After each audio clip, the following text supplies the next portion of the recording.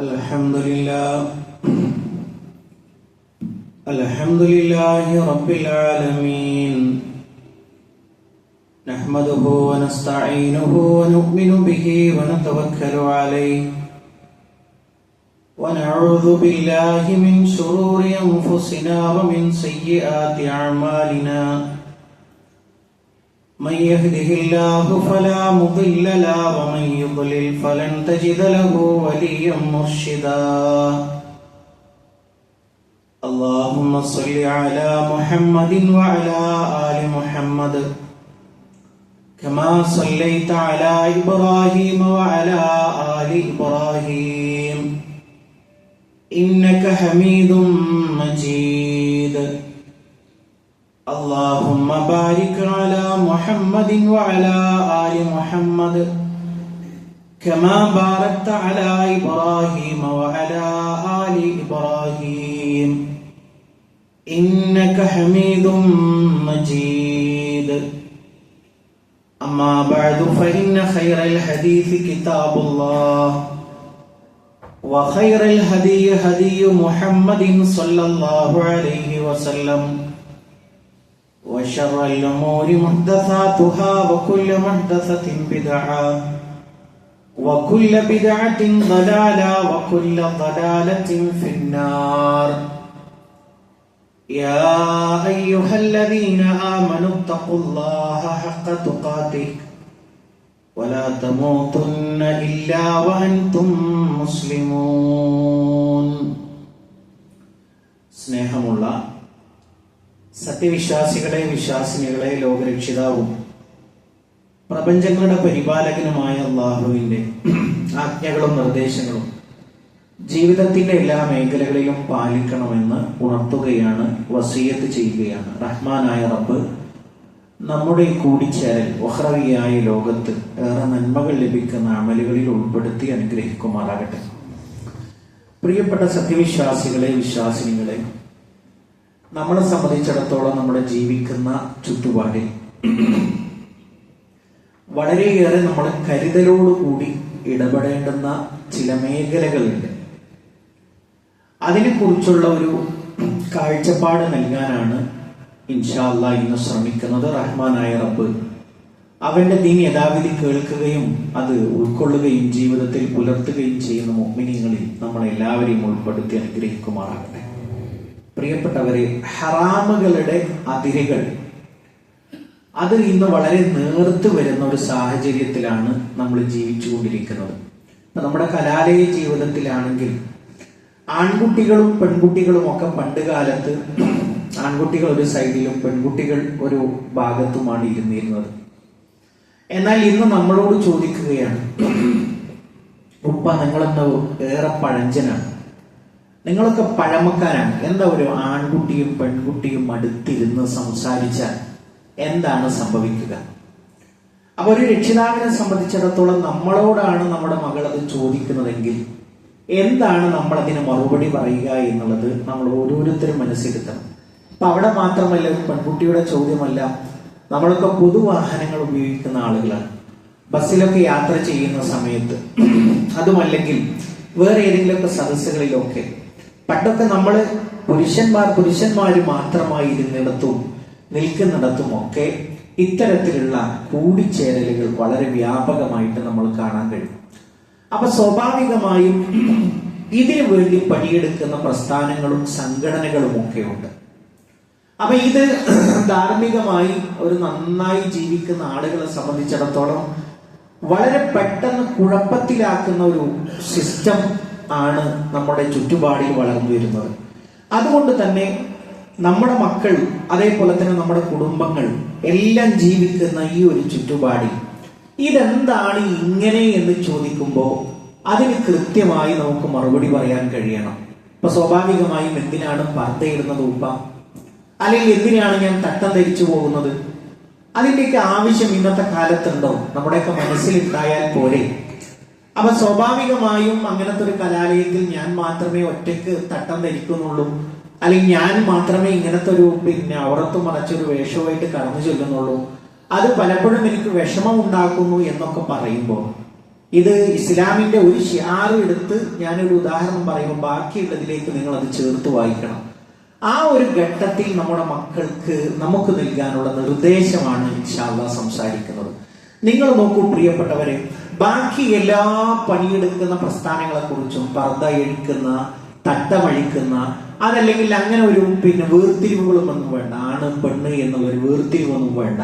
അവിടെ എല്ലാവരും മനുഷ്യന്മാരായിട്ട് അങ്ങനെ ഒരു മൃഗങ്ങളെ പോലെ ജീവിച്ചാൽ മതി എന്ന് വാദിക്കുകയും അതിനുവേണ്ടി സംഘടിതമായി അവർ നിലകൊള്ളുകയും ചെയ്യുന്ന ആളുകളെ സംബന്ധിച്ചിടത്തോളം ഒന്നാമത് നമ്മൾ മനസ്സിലാക്കേണ്ടുന്ന ഒരു കാര്യമാണ്, നമ്മളെ സംബന്ധിച്ചിടത്തോളം ഈ ലോകം മാത്രമല്ല ജീവിക്കുന്നത്. അവരെ സംബന്ധിച്ചിടത്തോളം അങ്ങനെയല്ല. ഈ ലോകം മാത്രമേ ഉള്ളൂ. ഈ ലോകത്ത് നിന്ന് കഴിഞ്ഞാൽ ഒരു മരണമോ മരണത്തിന് ശേഷമുള്ള ഒരു മരണാനന്തര ജീവിതമോ അവിടെ ഹിസാബോ നരകമോ സ്വർഗമോ ഒന്നുമില്ല. അതുകൊണ്ട് തന്നെ ഈ ലോകം പരമാവധി അടിച്ചു പൊളിക്കാനുള്ളതാണ്, പരമാവധി ആസ്വദിക്കാനുള്ളതാണ്. അതിന് വരുന്ന എന്ത് എതിരുകളെയും അല്ലെങ്കിൽ അതിരുകളെയും നമ്മൾ എന്ത് ചെയ്യും? അതിനെ നമ്മൾ തട്ടിത്തെറിപ്പുക തന്നെ ചെയ്യും. അപ്പൊ സ്വാഭാവികമായും അവരെ സംബന്ധിച്ചിടത്തോളം എന്തിനാണ് ഇങ്ങനെ മൂടിപ്പൊതിഞ്ഞ് നടക്കുന്നത്? ജീവിതം ഒന്നേയല്ലേ ഉള്ളൂ, അത് ആസ്വദിക്കാനുള്ളതാണ് എന്ന് പറയാൻ അവരെ സംബന്ധിച്ചിടത്തോളം അവരുടെ വീക്ഷണ പ്രകാരം ഈ ഒരു ജീവിതം മാത്രമേ ഉള്ളൂ. എന്നാൽ നമ്മളെ സംബന്ധിച്ചിടത്തോളം പ്രിയപ്പെട്ട സത്യവിശ്വാസികളെ, പ്രിയപ്പെട്ട മുഅ്മിനീങ്ങളെ, മുഅ്മിനാത്തുകളെ, നമ്മളെ സംബന്ധിച്ചിടത്തോളം ഈ ജീവിതത്തിൽ നമ്മുടെ ജീവിതം അവസാനിക്കുന്നില്ല. പിന്നെയോ ഈ ജീവിതവും കടന്ന് മരണവും കടന്ന് ഒരു ഹിസാബും കടന്ന് സ്വർഗനരകങ്ങൾ, ഒരു ശാശ്വതമായ ഒരു ലോകം നമ്മളെ കാത്തിരിക്കുന്നു എന്നുള്ളതാണ് ഇത്തരത്തിലുള്ള നിർദ്ദേശങ്ങൾ സ്വീകരിക്കുവാനും അതണിയുവാനും അത് പാലിക്കുവാനും നമ്മൾ നിതാന്തമായ ജാഗ്രത കാണിക്കുന്നത് എന്ന് നമ്മൾ പഠിക്കണം, നമ്മുടെ മക്കളെ പഠിപ്പിക്കണം. രണ്ടാമത്തെ ഒരു കാര്യം പ്രിയപ്പെട്ട സത്യവിശ്വാസികളെ സൂചിപ്പിക്കുവാനുള്ളത്, പുരുഷനും ഇടപഴകുന്നത് പോലെ, ഒരാണും ഇടപഴകുന്നത് പോലെ ഒരിക്കലും ഒരു പുരുഷനും സ്ത്രീയും തമ്മിൽ ഇടപെടാൻ ഇസ്ലാം അനുവദിക്കുന്നില്ല എന്നുള്ളതാണ്. നമ്മളെ സംബന്ധിച്ചിടത്തോളം നമ്മുടെ ഒരു ഉമ്മമാരോട് ചോദിക്കുന്ന, നീ ഒരു കടയിൽ പോയിട്ട് ഒരു സാധനം വാങ്ങുമെന്ന് ചോദിച്ചാൽ അവർ പറയുന്നുണ്ട്, അതൊക്കെ ഒരു ലജ്ജ കളയുന്ന കാര്യം. ഒരു സ്ത്രീ അങ്ങാടിയിലേക്ക് പോവുക, സാധനങ്ങൾ വാങ്ങുക, അത് ക്രമേണ ലജ്ജ ഇല്ലാതാക്കി കളി. നമ്മുടെ ഉമ്മമാർക്ക് അങ്ങനെയാണ് അവരുടെ ഉപ്പമാര് പഠിപ്പിച്ചു കൊടുത്തിട്ടുള്ളത്. അതാണ് ദീനിന്റെ ഒരു സംസ്കാരം എന്ന് പറയുന്നത്. ഒരു സ്ത്രീയെ സംബന്ധിച്ചിടത്തോളം അവൾക്ക് ലജ്ജയുള്ളതാണ്. അവരുടെ സൃഷ്ടിപ്പിൽ തന്നെ അത് അല്ലാഹു നിക്ഷേപിച്ചിട്ടുള്ളതാണ്. ഒരു പുരുഷനേക്കാൾ കൂടുതലായിട്ട് അവരുടെ സൗന്ദര്യം വർദ്ധിപ്പിക്കുന്ന അവരുടെ ലജ്ജയാണ്. അപ്പൊ സ്വാഭാവികമായും ഭൗതിക പ്രസ്ഥാനങ്ങൾ ആവശ്യപ്പെടുന്നത് എന്തിനാണ് അങ്ങനെയൊക്കെ? രാത്രി ഒരു പുരുഷൻ ഇറങ്ങി നടക്കുന്നു, എന്താ ഒരു പെണ്ണ് ഇറങ്ങി നടന്നാൽ എന്താ സംഭവിക്കുക? ഒരാണ് വസ്ത്രവിധാനം ചെയ്യുന്നത് പോലെ ഒരു പെണ്ണ് വസ്ത്രവിധാനം നടത്തിയാൽ എന്താണ് സംഭവിക്കുക? അപ്പൊ സ്വാഭാവികമായും നമ്മളെ സംബന്ധിച്ചിടത്തോളം അതിന്റെ ഒരു മറുപടി ഇതാണ്. അതായത് ഒരു പുരുഷനും ഇടപഴകുന്നത് പോലെ ഒരു അന്യ സ്ത്രീയും ഒരു അന്യ പുരുഷനും ഇടപെട്ട് കഴിഞ്ഞാൽ അവിടെ അരാജകത്വങ്ങൾ ഉണ്ടാകും, അവിടെ പ്രയാസങ്ങൾ ഉണ്ടാകും. അതിൽ മിക്കവാറും അതിന്റെ ഭാരം വഹിക്കേണ്ടി വരിക, അതിന്റെ വിപത്ത് വഹിക്കേണ്ടി വരിക നമ്മുടെ സ്ത്രീ സമൂഹമാണ്. അതുകൊണ്ട് തന്നെ ഇസ്ലാം അത് കൃത്യമായി അതിനെ കാവലൊരുക്കുകയാണ്. നമ്മുടെ സ്ത്രീകളെ സംബന്ധിച്ചിടത്തോളം, മുഅ്മിനാത്തുകളെ സംബന്ധിച്ചിടത്തോളം അവർ എവിടെയും പൊതുസമൂഹത്തിൽ അവർ സുരക്ഷിതരായിരിക്കണം, അവർ ആക്രമിക്കപ്പെടരുത്. നിങ്ങൾ നോക്കൂ, വസ്ത്രവിധാനവുമായി ബന്ധപ്പെട്ട് മഹാനായ റസൂലുള്ളാഹി സ്വല്ലല്ലാഹു അലൈഹി വസല്ലം പഠിപ്പിക്കുന്ന ഒരു നിർദ്ദേശമുണ്ട്. നമ്മുടെ ഉമ്മമാര്, നമ്മുടെ പെൺകുട്ടികൾ എത്രമാത്രം ശ്രദ്ധിക്കണം എന്നുള്ളതാണ്. നമ്മൾ പല തവണ ഈ ഒരു മിമ്പറിൽ വെച്ച് തന്നെ പറഞ്ഞിട്ടുള്ളതാണ്. ഖാലലി ഇബ്നു അബ്ബാസ് അലാ ഉരീക ഇംറാതൻ മിൻ അഹ്ലിൽ ജന്ന. എന്നോട് ഇബ്നു അബ്ബാസ് റളിയല്ലാഹു അൻഹു പറയുകയാണ്, അല്ലാഹുവിന്റെ റസൂൽ എന്നോട് പറഞ്ഞു, അലാ ഉരീക ഇംറാതൻ മിൻ അഹ്ലിൽ ജന്ന, സ്വർഗ്ഗത്തിൽ പ്രവേശിക്കുന്ന ഒരു സ്ത്രീയെ കുറിച്ച് പറഞ്ഞു തരട്ടെയോ? ഖുൽതു, ഇബ്നു അബ്ബാസ് റളിയല്ലാഹു അൻഹു പറയുകയാണ്, ബലാ യാ റസൂലല്ലാഹ്, അല്ലാഹുവിന്റെ റസൂലേ എനിക്ക് പറഞ്ഞു തന്നാലും. പ്രവാചകൻ പറഞ്ഞു, ഹാദിഹിൽ മർഅതു സൗദാ, ആ കാണുന്ന കറുത്ത സ്ത്രീയിലെ സഹാബ വനിതയിലെ അവളാണ്. എന്താണ് അവർക്ക് അങ്ങനെ സ്വർഗപ്രവേശനം കിട്ടാനുള്ള കാരണം? ആരാണത് പറഞ്ഞു കൊടുത്തത്? സംഭവം പറയുന്നു, ആ മഹദി പ്രവാചകന്റെ അടുക്കൽ ചെന്നു. ആ ചെന്നിട്ട് പറഞ്ഞ കാര്യമാണ് അവർ സ്വർഗത്തിലാണ് എന്ന് പറയാനുള്ള കാരണം. എന്താണ് ആ മഹദി പറഞ്ഞതെന്നോ? ഇന്നി അസ്റഉ ഇന്നി അതകശഫു, അല്ലാഹുവിന്റെ റസൂലേ, എനിക്ക് അപസ്മാര ബാധയുണ്ടാകുന്നു, ഞാൻ ബോധരഹിതരായി ഞാൻ താഴെ വീഴുന്നു, എന്റെ നഗ്നത വെളിപ്പെടുന്നു. ഫദഉല്ലാഹ ലീ, അല്ലാഹുവിന്റെ റസൂലേ, അങ്ങ് എനിക്ക് വേണ്ടി ദുആ ചെയ്യണം. ആ മഹദിയുടെ ഒരു പ്രാർത്ഥനയാണ്. എന്ത്? എന്റെ രോഗം മാറാനും ഞാൻ അപസ്മാര ബാധിതയായിട്ട് വീഴുന്ന ആ ഒരു സംഗതി ഇല്ലാതെയായി തീരാൻ വേണ്ടി അള്ളാഹുവിന്റെ റസൂലെ നിങ്ങളൊന്ന് ദുആ ചെയ്യണം. എന്താ റസൂലുള്ളാഹി സ്വല്ലല്ലാഹു അലൈഹി വസല്ലമയുടെ പ്രാർത്ഥനയുടെ പ്രത്യേകത എന്ന് പറഞ്ഞാൽ പ്രവാചകന്റെ ജവാബ് ഉണ്ടാകുന്ന പ്രാർത്ഥനയാണ്. പ്രവാചകൻ ദുആ ചെയ്താൽ അതിന് തീർച്ചയായും ജവാബ് ഉണ്ടാകും. അപ്പോഴോ പ്രവാചകൻ സല്ലല്ലാഹു അലൈഹി വസല്ലമ ആ സ്വഹാബ വനിതയോട് പറഞ്ഞു കൊടുക്കുകയാണ്, നീ ക്ഷമിക്കാൻ ഒരുക്കമുണ്ടെങ്കിൽ നിനക്ക് സ്വർഗമുണ്ട് എന്ന് പ്രവാചകൻ സല്ലല്ലാഹു അലൈഹി വസല്ലമ പഠിപ്പിക്കുകയാണ്. അപ്പോഴോ ആ മഹദിയുടെ രണ്ടാമത്തെ ആവശ്യം പ്രവാചകൻ സല്ലല്ലാഹു അലൈഹി വസല്ലമ ഇത് പഠിപ്പിച്ചു കൊടുത്തപ്പോ, നീ ക്ഷമിച്ചോ, നിനക്ക് സ്വർഗമുണ്ട്. അപ്പൊ ആ മഹദി പറയുകയാണ്, അസ്ബിറു, അള്ളാഹുവിന്റെ റസൂലേ, സ്വർഗമുണ്ട് എന്നറിഞ്ഞാൽ എനിക്കൊരു വിഷമവുമില്ല, ഞാൻ ക്ഷമിക്കാൻ തയ്യാറാണ്, ഞാൻ സ്വബറുള്ളവനായി കഴിഞ്ഞുകൂടാം. അപ്പോഴോ മഹദി അടുത്ത ഒരു അപേക്ഷ പറയുകയാണ്, അള്ളാഹുവിന്റെ റസൂലേ, ഞാൻ ക്ഷമിച്ചാലും എനിക്ക് വേണ്ടി ഒന്ന് ദുആ ചെയ്യണം. എന്തിനാണെന്നോ? ഫൈനി അതകശഫു, ഞാൻ ഇങ്ങനെ അപസ്മാര ബാധയുണ്ടാകുമ്പോ, ബോധരഹിതരായി താഴെ വീഴുമ്പോ അള്ളാഹുവിന്റെ റസൂലേ, എന്റെ നഗ്നത വെളിപ്പെടാറുണ്ട്. ഫദഉല്ലാഹ അല്ലാ അതകശഫ, അള്ളാഹുവിന്റെ റസൂലേ, അങ്ങനത്തെ ഒരു സാഹചര്യം ഇല്ലാതിരിക്കാൻ അങ്ങ് അള്ളാഹുവിനോടൊന്ന് ദുആ ചെയ്യണം. ഫദഅലഹ, അങ്ങനെ പ്രവാചകൻ ആ മഹദിക്ക് വേണ്ടി ദുആ ചെയ്തു. ഇതെന്തിനാ ഇവിടെ പറഞ്ഞത്? തുറന്നിടാനല്ല ഇസ്ലാം പറയുന്നു. ഒരു ചെറിയൊരു ന്യൂനം നിങ്ങൾ ആലോചിച്ച് നോക്കൂ. ഒരു രോഗാവസ്ഥയിൽ ഇങ്ങനെയുള്ള ഒരു വിഷമാവസ്ഥ ഉണ്ടാകുന്നത് എല്ലാവരും അല്ലെന്ന് പ്രശ്നമില്ല എന്നല്ലേ വിചാരിക്കുക? നമ്മുടെ സ്വർഗത്തിലേക്ക് പോകുന്ന മഹദികളായിട്ടുള്ള ആളുകളുടെ ചരിത്രം പറഞ്ഞു തന്നിട്ട് നമ്മുടെ മുമ്പിൽ വെച്ച് തരികയാണ്. എന്ത്? ഇതുപോലെയാണ് നമ്മൾ ചിന്തിക്കേണ്ടത്. നമ്മുടെ ഉമ്മമാർ എങ്ങനെ ഓപ്പൺ ആക്കണം എന്നല്ല ചിന്തിക്കേണ്ടത്.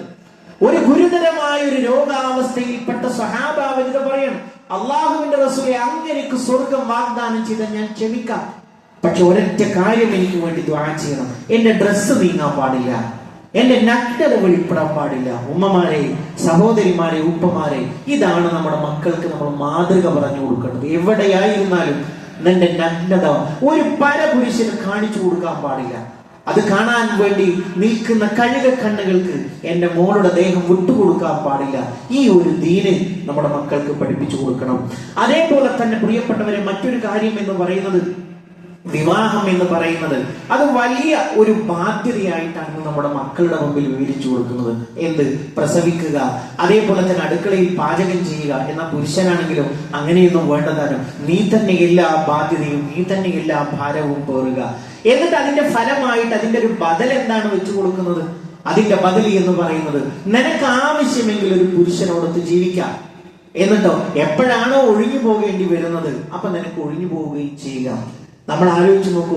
കേൾക്കുമ്പോൾ ഒരു സുന്ദരമായ ഒരു തത്വമായിട്ട് തോന്നും. എന്നാൽ നമ്മുടെ നാട്ടിലെ നീതിപീഠം പോലും പറഞ്ഞു, അതുണ്ടാക്കുന്ന ഭവിഷ്യത്താണ് ഇനി ഭാവിയിൽ വരാനിരിക്കുന്ന നമ്മൾ അനുഭവിക്കുന്ന ഈ നാടിന്റെ ദുരന്തം എന്നുള്ളത്. അതിലുള്ള മക്കൾ അവരുടെ മുമ്പിൽ അനാഥ ചിഹ്നമാണ്.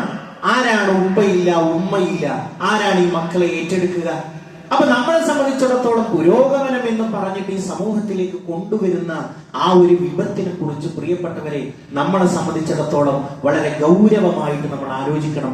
അല്ലാഹുവിന്റെ റസൂൽ സല്ലല്ലാഹു അലൈഹി വസല്ലം പറഞ്ഞു, യാ മഅ്ശറ ശബാബ്, യുവാക്കളുടെ സമൂഹമേ, മനിസ്തത്വാഅ മിൻകുമുൽ ബാഅത ഫൽയതസവ്വജ്, ഒരു പെണ്ണിനെ പോറ്റാനുള്ള പക്വത നിനക്ക് എത്തിക്കഴിഞ്ഞാൽ നീ എന്ത് ചെയ്യണം? വിവാഹിതനാവണം. ഫഇന്നഹാ അഗദ്ദുൽ ബസർ, അത് നിന്റെ കണ്ണുകളെ താഴ്ത്തി കളയും. അതേപോലെ തന്നെ നിന്റെ ഗുഹ്യാവയവങ്ങൾക്കുള്ള പരിചയമായി അത് വർദ്ധിക്കും. അതേപോലെ തന്നെ കന്യകകളായ, അതേപോലെ മുഅ്മിനാത്തുകളായ ഉപ്പമാരോട് പറയുകയാണ്, അവരുടെ ഉപ്പമാരോട് പറയുകയാണ്, ഒരു ദീനീ ബോധമുള്ള ഒരു ചെറുപ്പക്കാരൻ നിന്റെ കുഞ്ഞിനെ വിവാഹം അന്വേഷിച്ചു കൊണ്ടുവന്നാൽ അവന് നീ വിവാഹം ചെയ്തു കൊടുക്കണം. അതല്ലെങ്കിലോ നാട്ടിൽ വലിയ വലിയ കലാപങ്ങൾ ഉണ്ടാകും, പ്രശ്നങ്ങൾ ഉണ്ടാകും. ഇത് നമുക്ക് കിട്ടിയ നിർദ്ദേശമാണ്. അതുകൊണ്ട് തന്നെ പ്രിയപ്പെട്ടവരെ, നമ്മളെ സംബന്ധിച്ചിടത്തോളം നമ്മൾ അറിയാവുന്ന റഹ്മാനായ റബ്ബ്, അവന്റെ ദീൻ, അതാണ് ഇസ്ലാമിക പക്ഷം. ആ പക്ഷമാണ് പറയുന്നത്. അത് ഭാരമല്ല, അത് ബാധ്യതയാണ്. നമ്മളെ സംബന്ധിച്ചിടത്തോളം ഇഹത്തിലും പരത്തിലും നമുക്കുണ്ടാകുന്ന ഒരുപാട് പ്രാർത്ഥനകൾ അതുവഴി കിട്ടാനുണ്ട് എന്നതാണ് അതുമായി നമ്മൾ മനസ്സിലാക്കേണ്ടത്. അതേപോലെ തന്നെ പ്രിയപ്പെട്ടവരെ, മറ്റൊരു കാര്യം, അന്യ പുരുഷനും അതേപോലെ തന്നെ അന്യ സ്ത്രീയും ഒറ്റക്കാവുന്നതിന് ഇസ്ലാം വളരെ കർശനമായി നിരോധിക്കുന്നുണ്ട്. അല്ലാഹുവിന്റെ റസൂൽ സല്ലല്ലാഹു അലൈഹി വസല്ലം പഠിപ്പിക്കുകയാണ്,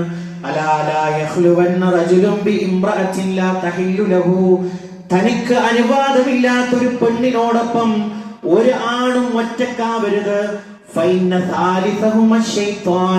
മൂന്നാമനായി പിശാചാണ് അവന്റെ കൂടെ ഉണ്ടാവുക.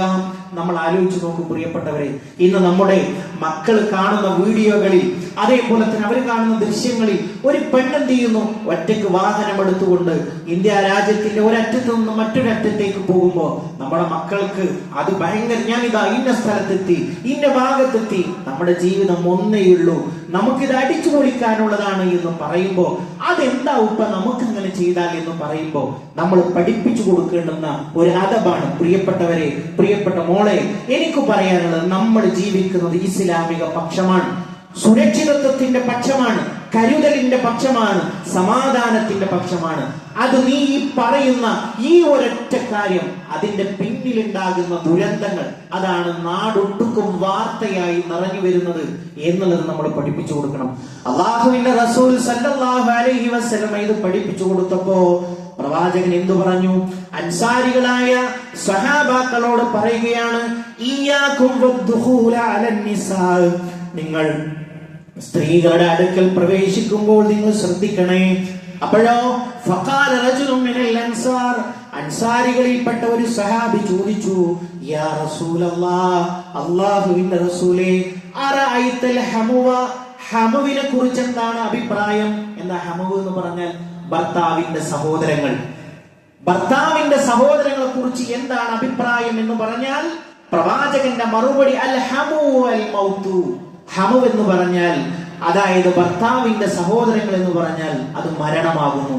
എന്നങ്ങനെ പറഞ്ഞാൽ എത്ര അനർത്ഥങ്ങൾ സംഭവിക്കുന്നു. ഭർത്താവിനോട് ഇടപഴകുന്നത് പോലെ ഭർത്താവിന്റെ ജ്യേഷ്ഠനോടും മനുജനോടും ഇടപഴകുന്നത് മൂലമുണ്ടായിട്ടുള്ള ദുരന്തങ്ങൾ എത്രയാണ് പ്രിയപ്പെട്ടവരെ. നമ്മൾ ആലോചിക്കേണ്ട ഒരു കാര്യമാണ്. സഹാബാക്കൾക്ക് കൃത്യമായി നിർദ്ദേശം കൊടുക്കുകയാണ്, സ്ത്രീകളുടെ അടുക്കലേക്ക് നിങ്ങൾ പ്രവേശിക്കുമ്പോൾ അല്ലേ, എത്ര സ്വകാര്യമായിട്ടാണ് ഭർത്താവിന്റെ സഹോദരനോട് ഇടപഴകാൻ കഴിയുക. ആരും സംശയിക്കില്ല. ആരെങ്കിലും പറയൂ, അത് നമ്മുടെ ഉമ്മ പറയൂ, അല്ലെങ്കിൽ നമ്മുടെ ഉല്ലിപ്പ പറയൂ, ആരും പറയില്ല. കാരണം അവരുടെ ജ്യേഷ്ഠനാണ്, അനുജനാണ്. പ്രവാചകൻ സല്ലല്ലാഹു അലൈഹി വസല്ലം പറഞ്ഞു, വിവാഹ ബന്ധം നിഷിദ്ധമല്ലാത്ത ഏതാളുകളുമായി ബന്ധപ്പെടുമ്പോഴും ഒരു അന്യ പുരുഷനോട് പെരുമാറുന്നത് എങ്ങനെയാണ്? നമ്മുടെ മക്കൾക്ക് നമ്മളത് പറഞ്ഞു കൊടുക്കണം. നമ്മുടെ പെൺകുട്ടികൾക്ക് പറഞ്ഞു കൊടുക്കണം. ഉപ്പയോട് പെരുമാറുന്നത് പോലെ ഒരു കടയിലെ ആളോട് പെരുമാറരുത്, ഒരു റിക്ഷക്കാരനോട് പെരുമാറരുത്, ഒരു ബസ്സിലെ ജീവനക്കാരോട് പെരുമാറരുത്. എന്താ? ഉപ്പയും മകളും തമ്മിലുള്ള ബന്ധം അത് മഹറമാണ്, വിവാഹബന്ധം നിഷിദ്ധമായതാണ്. അതുപോലെ ഒരിക്കലും ആവരുത്. എന്നിട്ട് വിശുദ്ധ ഖുർആൻ പറഞ്ഞത് എന്താണ്? അത് അങ്ങനെ സംഭവിച്ചു കഴിഞ്ഞാൽ എന്താണ്? മനസ്സിൽ രോഗമുള്ളവർ ഇവളെ കരുതി വെക്കും, തരക്കടില്ലല്ലോ. എന്തെല്ലാം ദുരന്തങ്ങൾ പ്രിയപ്പെട്ടവരെ നമ്മൾ കേട്ടാൽ അറച്ചു പോകും. കൊലപാതകങ്ങളിലേക്ക് എത്തിയ വഴികൾ ഓരോന്നോരോന്ന് പത്രത്താളുകളിൽ വായിക്കുമ്പോൾ ഈ പത്രം ഇന്ന് എന്തുകൊണ്ട് ഞാൻ വായിക്കും, ഇനി ഒരിക്കലും ഞാൻ പത്രം വായിക്കില്ല എന്നിടത്തേക്ക് നമ്മൾ എത്തിക്കുന്ന തരത്തിൽ എങ്ങനെ മനുഷ്യന് ഇത് സാധ്യമാകുന്നു? നമ്മളെ സംബന്ധിച്ചിടത്തോളം പ്രിയപ്പെട്ടവരെ, ഇസ്ലാമിന്റെ പക്ഷമാണ് ശരി, ഇസ്ലാമിന്റെ പക്ഷമേ ശരിയുള്ളൂ. അതല്ലാത്തതൊക്കെ മനുഷ്യ നിർമ്മിതമാണ്. അത് പുറമെ അലങ്കാര ദീപങ്ങളുമായി വരികയാണ്, നമ്മളെ കബളിപ്പിക്കുകയാണ്. ഒരിക്കലും നമ്മളോ നമ്മുടെ കുടുംബങ്ങളോ അതിലേക്ക് പെട്ടുപോകരുത് എന്നുള്ളതാണ് സൂചിപ്പിക്കാനുള്ളത്. അതേപോലെ തന്നെ പ്രിയപ്പെട്ടവരെ, അല്ലാഹുവിന്റെ റസൂൽ സല്ലല്ലാഹു അലൈഹി വസല്ലം പറഞ്ഞു, ലാ തുസാഫിർ ഇംറഅത്തിൻ ഇല്ലാ മഅ ദി മഹ്റമിൻ. മഹറമോട് ഒന്നിച്ചല്ലാതെ ഒരു സ്ത്രീയും യാത്ര ചെയ്യാൻ പാടില്ല. ലാ യഹില്ലു ലിഇംറഅത്തിൻ തുഅ്മിനു ബില്ലാഹി വൽ യൗമിൽ ആഖിർ തുസാഫിറു മസീറത യൗമിൻ ഇല്ലാ മഅ ദി മഹ്റമിൻ. ഒരു ദിവസത്തെ വഴി ദൂരത്തിന്റെ, ഒരു ദിവസത്തിൽ കൂടുതലുള്ള വഴി ദൂരം ഒരു പെണ്ണ് തന്റെ കൂടെ ഒരു മഹറമില്ലാതെ, അല്ലെ, നമുക്ക് ഏറ്റവും പുണ്യമായ ഇബാദത്തിന് പോലും മക്കത്തേക്ക് പോവുക, ഹജ്ജിന് പോവുക, ഉംറക്ക് പോവുക, അതെല്ലാം ഇതിന്റെ പരിധിയിലാണ് വരുന്നത്. ഒരു ദിവസത്തെ വഴി ദൂരം, അതിൽ കൂടുതൽ നീണ്ടു നിൽക്കുന്ന ആ ഒരു സമയമുള്ള യാത്ര ഒരിക്കലും ഒരു മുഅ്മിനത്തായ ഒരു സ്ത്രീ തന്റെ കൂടെ ഒരു മഹ്റമില്ലാതെ യാത്ര പോകരുത് എന്ന് പ്രവാചകൻ സല്ലല്ലാഹു അലൈഹി വസല്ലം പഠിപ്പിക്കുകയുണ്ടായി. എന്തിനേറെ, പള്ളിയിൽ വന്നാൽ പോലും പ്രവാചകൻ സല്ലല്ലാഹു അലൈഹി വസല്ലം പഠിപ്പിച്ചു, ഖൈറു സുഫൂഫി റിജാലി അവ്വലുഹാ. ആണുങ്ങളുടെ ഏറ്റവും ഖൈറായ സഫ് എന്ന് പറയുന്നത് ഒന്നാമത്തെ സഫാണ്. വശർറുഹാ ആഖിറുഹാ. ആണുങ്ങളുടെ ഏറ്റവും ഷർറായ ഒരു സഫ് എന്ന് പറയുന്നത് അതിനർത്ഥം കുഴപ്പക്കാരാണ് അവിടെ എന്നുള്ളതല്ല. പിന്നെയോ, കൂലിയിൽ ഒരുപാട് പിന്നിലുള്ളത് അവസാനത്തെ സഫാണ്. സഫ് കിട്ടുമ്പോ നമ്മൾ മുന്നിലേക്ക് കയറി വരാൻ നമ്മൾ ശ്രദ്ധിക്കണം. അതേപോലെ തന്നെ പ്രവാചകൻ സല്ലല്ലാഹു അലൈഹി വസല്ലം പഠിപ്പിച്ചു, വഖൈറു സുഫൂഫി നിസായി ആഖിറുഹാ. സ്ത്രീകളുടെ സഫ് എന്ന് പറയുന്നത് അത് ഏറ്റവും പിന്നിലുള്ള സഫാണ്, ഏറ്റവും ഖൈറായത്. വശർരിഹാ അവ്വലുഹാ. അതിലെ ഏറ്റവും പ്രയാസമുള്ള സഫ് എന്ന് പറയുന്നത് ഒന്നാമത്തെ സഫാണ്. അതിനർത്ഥം പ്രിയപ്പെട്ടവരെ, അല്ലാഹുവിന്റെ റസൂൽ സ്വല്ലല്ലാഹു അലൈഹി വസല്ലമയുടെ മദീനത്തെ പള്ളിയിൽ ആ ഒരു പ്രവാചകൻ സ്വല്ലല്ലാഹു അലൈഹി വസല്ലമ സഫ് കെട്ടുന്നത് പുരുഷന്മാരുടെ പിന്നിലായിരുന്നു സ്ത്രീകൾക്കുണ്ടായിരുന്നത്. അപ്പോ മഹദികളോട് പറയുകയാണ്, പുരുഷന്മാർ സഫ് ആയതിനു ശേഷം മാത്രമേ നിങ്ങൾ എന്ത് ചെയ്യാൻ പാടുള്ളൂ? ധൃതി കൂട്ടി, തിരക്ക് കൂട്ടി നിങ്ങൾ സഫ് കെട്ടി അവരുടെ തൊട്ട് പിന്നിലേക്ക് ആവുന്നതിന് നിങ്ങൾ സൂക്ഷിക്കണം. നമ്മളെ ഇന്നത്തെ പള്ളികളിലൊക്കെ നമ്മൾ വ്യത്യസ്തമായിട്ടുള്ള സൗകര്യങ്ങൾ അവർക്ക് ഒരുക്കിയിട്ടുണ്ട്. അവർക്ക് പ്രത്യേകമായിട്ടുള്ള റൂമുകളും ഹാളുകളും നമ്മൾ ഒരുക്കിയിട്ടുണ്ട്. അപ്പൊ നമ്മൾ അവസാനത്തെ സഫിലേക്കല്ല പോകേണ്ടത്, അവിടങ്ങളിൽ ഒന്നാമത്. കാരണം ഒരു പുരുഷനെ പോലും നമ്മൾ വീട്ടിൽ നിന്ന് ഒന്നിച്ചു വരുന്നു, കോമ്പൗണ്ടിലേക്ക് പ്രവേശിക്കുമ്പോൾ നമ്മുടെ ഉമ്മ അവരുടെ വഴിയിലൂടെ പോകുന്നു, നമ്മുടെ പെങ്ങൾ അവരുടെ വഴിയിലൂടെ പോകുന്നു. ഒരിക്കലും പിന്നീട് പള്ളി ഇറങ്ങിയതിനു ശേഷമല്ലാതെ ഇന്നത്തെ സാഹചര്യത്തിൽ നമ്മുടെ പള്ളികളിൽ നിന്ന് ഒരാൾക്കും ഒരു സ്ത്രീയെയും കാണാൻ പറ്റാത്ത സൗകര്യമാണ് ഒരുക്കിയിട്ടുള്ളത്. അതുകൊണ്ട് തന്നെ അവർക്ക് ആദ്യമാദ്യമാണ് ആ സഫിൽ അവർ നിൽക്കേണ്ടത് എന്നതുകൂടി സാന്ദർഭികമായിട്ട് സൂചിപ്പിക്കുകയാണ്. മറ്റൊരു കാര്യം സൂചിപ്പിക്കാനുള്ളത്, പ്രിയപ്പെട്ട ഉമ്മമാരെ നമ്മൾ ശ്രദ്ധിക്കണം. നമ്മളുടെ പ്രായപൂർത്തിയെത്തിയ മക്കളെ, ആൺകുട്ടിയാകട്ടെ പെൺകുട്ടിയാകട്ടെ, അല്ലെങ്കിൽ ആൺകുട്ടികളെ തന്നെയാകട്ടെ പെൺകുട്ടികളെ തന്നെയാകട്ടെ, ഒരേ വിരിപ്പിൽ നമ്മൾ കിടത്തി ഉറക്കാൻ പാടില്ല. പ്രവാചകൻ സല്ലല്ലാഹു അലൈഹി വസല്ലമ പഠിപ്പിച്ച ഒരു കാര്യം നമ്മൾ എല്ലാവരും പഠിച്ചിട്ടുണ്ട്. ഞാൻ ഇത് പറയുമ്പോൾ, മുറു ഔലാദകും ബിസ്സലാ, നിങ്ങൾ നിങ്ങളുടെ മക്കളെ നമസ്കാരം കൊണ്ട് കൽപ്പിക്കണം. വഹും അബ്നാഉ സബഇ സിനീൻ, അവർക്ക് 7 വയസ്സാകുമ്പോൾ, വദ്രിബൂഹും അലൈഹാ വഹും അബ്നാഉ 10, 10 വയസ്സാകുമ്പോൾ നിങ്ങൾ അവരെ അടിക്കണം നമസ്കരിക്കാത്തതിന്റെ പേരിൽ എന്ന് പ്രവാചകൻ സല്ലല്ലാഹു അലൈഹി വസല്ലം പഠിപ്പിച്ചത് നമ്മൾ എല്ലാവരും പഠിച്ചു വെച്ചിട്ടുണ്ട്. എന്നിട്ട് അതിന്റെ ബാക്കി എന്താണ്? വഫരിഖൂ ബൈനഹും ഫിൽ മളാജി, അവരുടെ കിടപ്പറയിൽ നിന്ന് അവരെ വേർപ്പെടുത്തി കിടത്തണം. നമ്മൾ പ്രത്യേകം ശ്രദ്ധിക്കേണ്ടതാണ്. 10 വയസ്സ് കഴിഞ്ഞ കുട്ടിക്ക് നിന്റെ ബെഡ് സ്പേസ് ഇതാണ്, ആ മോൾക്ക് പറഞ്ഞു കൊടുക്കണം, ഇനി നിങ്ങൾ ഒരുമിച്ച് ഒരു വിരിപ്പിൽ കിടക്കാൻ പാടില്ല. ആ ഒരു സമയം മുതൽ നമ്മുടെ വീട്ടിൽ നിന്ന് തന്നെ നമ്മൾ തർബീയത്ത് തുടങ്ങണം. അവർക്ക് സെപ്പറേറ്റ് ചെയ്തിട്ട് അവർക്ക് അവരുടെ കിടപ്പറയുടെ അല്ലെങ്കിൽ അവർക്ക് കിടക്കാനുള്ള സ്ഥലം അവരെ മാറ്റി കിടത്തണം എന്നുള്ളത് നമ്മൾ പ്രത്യേകമായി നമ്മൾ ശ്രദ്ധിക്കേണ്ടതുണ്ട്. പ്രിയപ്പെട്ടവരെ, നമ്മളെ സംബന്ധിച്ചിടത്തോളം ഈ ദീൻ എന്ന് പറയുന്നത് ഒരു സുരക്ഷയാണ്. ആ അർത്ഥത്തിൽ നമ്മൾ മനസ്സിലാക്കുകയും നമ്മുടെ മക്കളെ അതിന് പരിശീലിപ്പിക്കുകയും ചെയ്യുക. റഹ്മാനായ റബ്ബ് നമ്മൾ അനുഗ്രഹിക്കുമാറാകട്ടെ.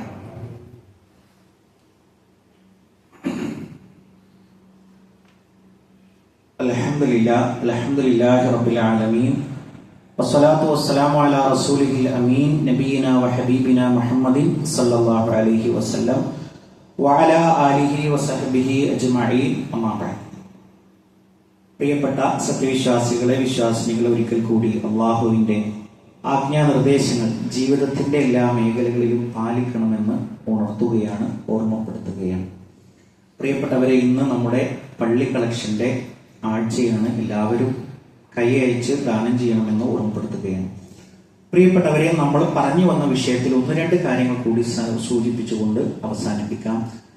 ഇപ്പൊ നമ്മുടെയൊക്കെ വ്യാപകമായിട്ട് കല്യാണങ്ങളിലും അതേപോലെ തന്നെ ചടങ്ങുകളിലൊക്കെ ചെന്ന് കഴിഞ്ഞാൽ ആണുങ്ങളും അതേപോലെ തന്നെ പെണ്ണുങ്ങളൊക്കെ തമ്മിൽ ഷേക്ക് ഹാൻഡ് കൊടുക്കുന്ന ഒരു സമ്പ്രദായം കാണാൻ കഴിയും. അപ്പൊ നമ്മുടെ പഠിക്കുന്ന മക്കളാണെങ്കിലും പ്രായപൂർത്തിയെത്തിയ മക്കളാണെങ്കിലും അവരുടെ സഹപാഠിയെ കാണുമ്പോൾ അതിൽ അവര് തമ്മിൽ സൗഹൃദം പുതുക്കുന്നത് ഷേക്ക് ഹാൻഡ് കൊടുത്തിട്ട് നമ്മൾ കാണാൻ കഴിയും. അപ്പൊ നമ്മളെ സംബന്ധിച്ചിടത്തോളം പ്രവാചകൻ സല്ലല്ലാഹു അലൈഹി വസല്ലം പഠിപ്പിച്ചു തന്നിട്ടുള്ള ഒരു കാര്യമുണ്ട്. എന്ത്? മഹറമുകൾക്കല്ലാതെ നമ്മളത് ചെയ്യാൻ പാടില്ല. അങ്ങനെ പറഞ്ഞാൽ എന്താണ്? വാപ്പാക്ക് മകൾക്ക് കൊടുക്കുക. അതല്ലാത്ത ഒരു അന്യ പുരുഷന്, ഒരു അന്യ സ്ത്രീ എന്ത് ചെയ്യാൻ പാടില്ല? ഷേക്ക് ഹാൻഡ് കൊടുക്കാൻ പാടില്ല. നിങ്ങൾ നോക്കൂ, അതൈതു നബിയ സല്ലല്ലാഹു അലൈഹി വസല്ലം ഫീ നിസ്വത്തിൻ മിനൽ അൻസാരി നുബായുഹു. അൻസാരികളിൽപ്പെട്ട ഒരു സംഘം സ്ത്രീകൾ പ്രവാചകനെ സന്ദർശിച്ചു. എന്തിനാ? ബൈഅത്ത് ചെയ്യാൻ. ഫഖുൽനാ യാ റസൂലല്ലാഹ്, അല്ലാഹുവിന്റെ റസൂലേ, നുബായുക അലാ അല്ലാ നുശ്രിക ബില്ലാഹി ഷൈആ, അങ്ങയോട് ഞങ്ങൾ ബൈഅത്ത് ചെയ്യുകയാണ്. എന്താ ബൈഅത്ത് ചെയ്യുന്നത്? ഒരിക്കലും അല്ലാഹുവിൽ ഞങ്ങൾ പങ്കു ചേർക്കുകയില്ല. വലാ നുസ്രിക, ഞങ്ങൾ മോഷ്ടിക്കുകയില്ല. വലാ നുസ്നിയ, ഞങ്ങൾ വ്യഭിചരിക്കുകയില്ല. വലാ നഅ്തിയ ബിബുഹ്താനിൻ നഫ്തരീഹി ബൈന ഐദിഹാ, അല്ലെങ്കിൽ ഒരു കള്ള ഞങ്ങളുടെ മേൽ കെട്ടിച്ചമച്ച് ഞങ്ങൾ അങ്ങനത്തെ ഒരു സാഹചര്യം ഉണ്ടാകുകയില്ല. ഇങ്ങനെ കുറെ കാര്യങ്ങൾ പറഞ്ഞതിന് ശേഷം ഈ ബൈഅത്ത് ചെയ്യുമ്പോൾ ഒരു പ്രശ്നം എന്താണെന്ന് ചോദിച്ചാൽ കൈകൾ ചേർത്ത് വെച്ചിട്ടാണ് ബൈഅത്ത് ചെയ്യുക. അങ്ങനെ പ്രവാചകൻ സല്ലല്ലാഹു അലൈഹി വസല്ലമയോട് ഈ കൈ നീട്ടിയപ്പോ ഫഖാല റസൂലുള്ളാഹി സല്ലല്ലാഹു അലൈഹി വസല്ലം, പ്രവാചകൻ സല്ലല്ലാഹു അലൈഹി വസല്ലമ പഠിപ്പിച്ചു കൊടുത്തു, ഇന്നി ലാ ഉസാഫിഹുൻ നിസാ, ഞാൻ സ്ത്രീകളെ എന്ത് ചെയ്യാറില്ല, ഞാൻ കൈ കൊടുക്കാറില്ല, ഷേക്ക് ഹാൻഡ് കൊടുക്കാറില്ല എന്ന് പ്രവാചകൻ സല്ലല്ലാഹു അലൈഹി വസല്ലം പഠിപ്പിച്ചു കൊടുക്കുകയുണ്ടായി. അപ്പൊ പ്രിയപ്പെട്ടവരെ, നമ്മളൊക്കെ ശ്രദ്ധിക്കേണ്ടത് അപ്പൊ ഇതൊരു ഒരു ഫാഷനായിട്ട് മാറിക്കൊടുക്കുക. അപ്പൊ നമ്മളോട് ചോദിക്കാൻ ഇതിന്റെ ആകത്തുകയിലേക്കാണ് വരുന്നത്. എന്താ ഒരു ഷേക്ക് ഹാൻഡ് കൊടുത്താൽ ആകാശം ഇടിഞ്ഞു വീഴുമോ? അതിന്റെ ഉത്തരമാണ് പ്രിയപ്പെട്ടവരെ, ഷേക്ക് ഹാൻഡ് കൊടുക്കുന്നവർ കൊടുത്തോട്ടെ. നമ്മൾ കൊടുക്കണോ കൊടുക്കണ്ടേ എന്നുള്ളതിലാണ് അഭിപ്രായ വ്യത്യാസം. നമ്മൾ കൊടുക്കണോ കൊടുക്കണ്ടേ എന്നുള്ളത് തീരുമാനിക്കുന്നത് ആരാണ്? നമ്മുടെ ശരീഅത്താണ്. ഇസ്ലാമിക ശരീഅത്തിൽ അതിൽ സംതൃപ്തിപ്പെട്ട് റദീതു ബില്ലാഹി റബ്ബ വബിൽ ഇസ്ലാമി ദീന വബി മുഹമ്മദിൻ നബിയ, ഇസ്ലാമിനെ സംതൃപ്തിപ്പെട്ടാണ് നമ്മൾ കഴിയുന്നത്. അതിൻ്റെ എന്താകുള്ളൂ? സംസ്കാരമായിട്ട് മാറുകയുള്ളൂ. അതല്ലാത്തതൊന്നും സംസ്കാരമേ അല്ല എന്ന് അടിയുറച്ച് വിശ്വസിക്കുന്ന ആളുകളാണ്. ഇത് നമുക്ക് പകർന്നു കൊടുക്കാൻ നമുക്ക് കഴിയണം. പ്രിയപ്പെട്ടവരെ, ഇങ്ങനെ നമ്മൾ എണ്ണി കണക്കാക്കുകയാണ്. ഒട്ടനവധി കാര്യങ്ങൾ നമുക്ക് പഠിക്കാനും മനസ്സിലാക്കാനും ഉണ്ട്. അതിന്റെ ഒരു അസില് മാത്രമാണ് പറഞ്ഞത്. എന്തുകൊണ്ട് ഇങ്ങനെ എന്ന് നമ്മളോട് നമ്മുടെ കുട്ടികൾ ചോദിക്കുമ്പോൾ അതിന്റെ ഒരു മറുപടി നമ്മുടെ മനസ്സിൽ നമ്മൾ കുത്തിവെക്കണം. നമ്മൾ ഇങ്ങനെയാകാൻ, നമ്മൾ ഈ ദുനിയാവ് കൊണ്ട് തീരുന്നതല്ല നമ്മുടെ ജീവിതം, ആഖിറത്തിലേക്ക് നീണ്ടു നിൽക്കുന്നതാണ് എന്നൊരു ബോധ്യം നമ്മുടെ മക്കൾക്ക് പകർന്നു കൊടുക്കണം. കൊച്ചു മക്കൾക്കൊക്കെ ദീന് കൊടുക്കാനുള്ള അവസരങ്ങൾ നമ്മൾ പ്രയോജനപ്പെടുത്തണം. നമ്മുടെയൊക്കെ മഹല്ലുകളിൽ എന്തെല്ലാം സിസ്റ്റങ്ങളുണ്ട്, പക്ഷെ അവിടെയൊക്കെ നോക്കിയാലും ആളുകളുടെ എണ്ണം ശുഷ്കമായിരിക്കും. അതെന്താ കാര്യം? നമ്മുടെ മാതാപിതാക്കൾ അതിൽ ബോധവാന്മാരല്ല എന്നുള്ളതാണ്. പ്രിയപ്പെട്ടവരെ, നമ്മുടെ ഭാര്യ ഈ ഖുതുബ കേൾക്കുന്നതും നമ്മൾ ഖുതുബ കേൾക്കുന്നതും രണ്ടും രണ്ട് തരത്തിലാണ്. നമ്മുടെ ഭാര്യ ഖുതുബ കേട്ട് അത് ബോധ്യപ്പെട്ട് കഴിഞ്ഞാൽ അള്ളാഹുവിന്റെ തൗഫീഖ് ഉണ്ടെങ്കിൽ ആ വളർന്നു വരുന്ന മക്കളിൽ അത് പ്രതിഫലിച്ചു കാണും, ആ കുടുംബത്തിൽ അത് പ്രതിഫലിച്ചു കാണും. ഇതേപോലെ തന്നെ നമ്മളുടെ വളർന്നു വരുന്ന മക്കള് ഇത് കേൾക്കാനുള്ള അവസരങ്ങൾ ഉണ്ടായി കഴിഞ്ഞാലും ദീന് കേൾക്കാനുള്ള അവസരങ്ങൾ ഉണ്ടായാലും ആർക്കാണ് അള്ളാഹു ഹിദായത്ത് നൽകുക എന്നുള്ളത് നമുക്കറിയില്ല. കേൾപ്പിക്കുക, പറഞ്ഞു കൊടുക്കുക എന്നുള്ളത് മാത്രമാണ് നമ്മുടെ ബാധ്യത. അതുകൊണ്ട് തന്നെ പ്രിയപ്പെട്ടവരെ, മദ്രസ സംവിധാനങ്ങൾക്ക് പുറമെ ഡിഗ്രി തലം വരെയുള്ള നമ്മുടെ മക്കളെ ദീന് പഠിക്കാനുള്ള ഇഷ്ടംപോലെയുള്ള അവസരങ്ങൾ നമ്മുടെ മഹല്ലുകളിലുണ്ട്, വിജ്ഞാനവേദികളുണ്ട്, ഖുർആൻ ക്ലാസ്സുകളുണ്ട്. അതൊക്കെ അറിഞ്ഞ് ചോദിച്ചു മനസ്സിലാക്കി അവിടെയൊക്കെ പങ്കെടുപ്പിക്കുവാനുള്ള ആ ഒരു ബോധം നമ്മൾ ഉണ്ടാക്കണമെന്ന് നമ്മൾ പ്രത്യേകം ശ്രദ്ധിക്കുക. റഹ്മാനായ റബ്ബ് ഈ ലോകത്തും വിജയം വരിക്കുന്ന മുഅ്മിനീങ്ങളിൽ മുത്തഖീങ്ങളിൽ നമ്മളെ എല്ലാവരെയും ഉൾപ്പെടുത്തി അനുഗ്രഹിക്കുമാറാകട്ടെ. ഇതേപോലെ അവന്റെ ജന്നാത്തുൽ ഫിർദൗസിൽ ഒരുമിച്ചിരിക്കാനുള്ള ഭാഗ്യം നൽകിയ അല്ലാഹു നമ്മളെ ഓരോരുത്തരെയും അനുഗ്രഹിക്കുമാറാകട്ടെ. ജീവിത അവസാനം വരെ മുഅ്മിനായി മുത്തഖിയായി ജീവിച്ച് മരണപ്പെട്ടു പോകാനുള്ള ഭാഗ്യം അല്ലാഹുവേ ഞങ്ങൾക്ക് ഓരോരുത്തർക്കും നീ പ്രദാനം ചെയ്യണമേ റഹ്മാനെ. അല്ലാഹുമ്മ ഗ്ഫിർ ലിൽ മുഅ്മിനീന വൽ മുഅ്മിനാത്ത് വൽ മുസ്ലിമീന വൽ മുസ്ലിമാത്ത് അൽ അഹ്യാഇ മിൻഹും വൽ അംവാത്ത് ഇന്നക മുജീബു ദഅവാതി യാ ഖാദിയൽ ഹാജാത്ത്. അല്ലാഹുമ്മ അജിർനാ മിനൻ നാർ اللهم أجرنا من النار. اللهم ربنا تقبل منا إنك أنت السميع العليم وتب علينا إنك أنت التواب الرحيم. آمين آمين برحمتك يا أرحم الراحمين. اللهم صل